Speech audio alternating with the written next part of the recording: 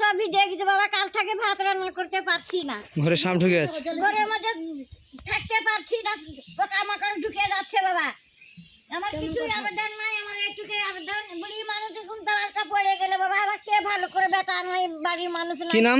Alumni Bhuiyan, কি অঞ্চল পড়ে? 5 নম্বর ঘর অঞ্চল। এটা গ্রামের নাম?